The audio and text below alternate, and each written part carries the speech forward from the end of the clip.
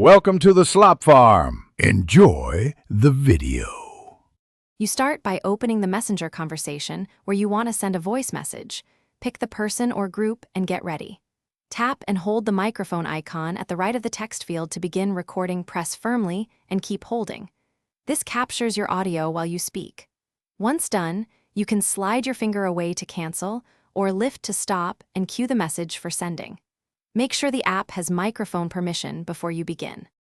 Once you're recording, manage the clip with simple gestures. Hold to continue, slide left to cancel before releasing if you change your mind. After you lift your finger, Messenger shows a small playback control. Tap play to review the clip for clarity and content. If you hear noise or you misspeak, delete the draft and record again to keep it concise.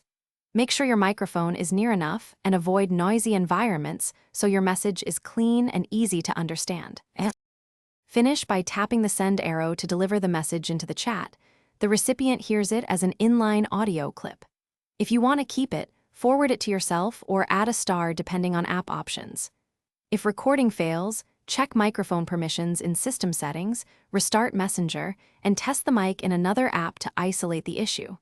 If problems persist, reboot your device or update the app. These steps usually resolve software glitches and